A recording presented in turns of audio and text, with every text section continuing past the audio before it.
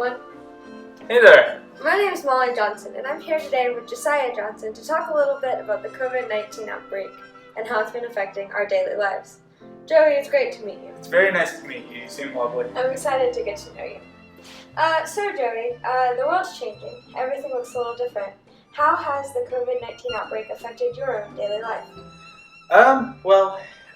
In a practical sense, it's affected it just daily. Like, I'm not going into work every day, so it's affecting rhythms and structures and routines that you function by, that help you orient yourself. But also beyond that, it's starting to affect certain parts of relationship. You don't realize how often you gather in large groups until you can't really do it. And so pieces like going to church or functioning in youth group or being part of work-based events are all changed and scattered.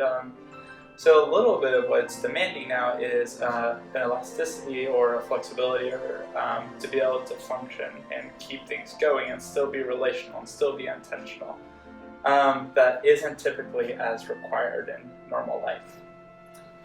So in all this creativity of changing structures, what are different creative ways that you've gone about still loving your neighbor and still reaching out, still being connected to your community? There's a bunch of ways. Are you guys hearing this? Is the mic coming through? Okay. Roger, you're getting good feedback? Okay, we're getting. Okay. He gave us a thumbs up. Yeah. Well, there's all kinds of ways. I think first off, just the miracle of technology in these moments and being able to call and create Zoom calls or Skype or FaceTime or whatever your preferred method is. But also just being able to send a text and call somebody and say, how are you doing? Though we're more socially apart, there's still different ways that you can really be with somebody. We have found that this has been a great moment to be with our neighbors. Everyone's out walking around, so like going on walks and sort of intercepting them as they go out. But also things like we were able to text a lot of our neighbors saying, hey, we have toilet paper and we have pasta if anybody wants to grab some, and then they were texting back what resources they have. And it's been a really neat moment for us to really dig into our neighbors, which has been something that we've been really wanting to do this year. And then beyond that, with pieces like the youth group, we're having to be really intentional. We recorded our youth group last week, and it had all of the usual pieces. It had like a fun, silly part, it had worship, it had a message, and we were able to put it together and then send it out in our new group chat. And then it was fun because we got to see them responding and screenshotting their favorite parts. And then even past that, we've been now starting on Monday through Friday devotional series in the morning. It's nothing fancy. It's just a 2 to 5 minute recorded by yourself video where you just sort of talk through a little bit of what was happening on the Saturday story and then elaborating it and giving them 2 to 3 practical points, then like a question that they can go home thinking about.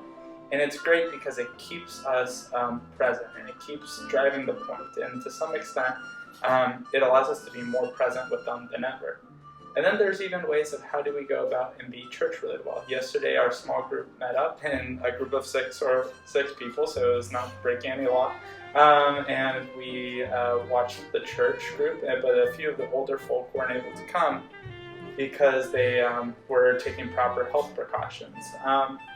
And so one of them was lamenting on the group chat that they were going to miss the donuts that we had there.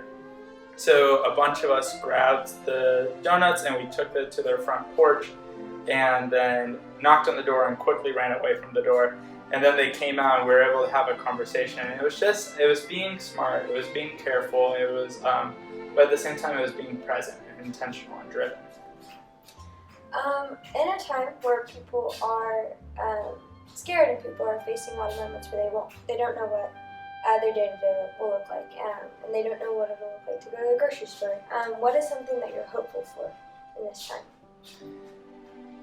I'm hopeful that this will be a time where what we look back on and when we think about what's happened in this time, that we would see that the fruit of it would have been inachievable had it not been for this pandemic going through. And it's a very serious pandemic. There's really serious fatalities to it, and our thoughts and prayers are with them, and we obviously are being very careful about all that.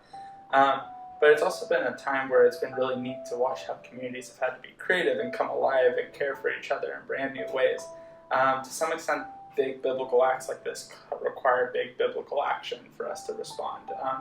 So watching how people have gone about reaching their neighbors, and watching how people have gone about addressing being with their families all the time, and watching how people have gone about taking down idols of routine or senses of usual comfort, and having to really seek Him. I think that, to me, I'm very hopeful about how that's going. Jerry, thanks so much for your time. I'm not going to shake your hand for obvious reasons, so I'll give you an elbow bump. It's nice to meet you. Great to meet you. Back to you at the studio.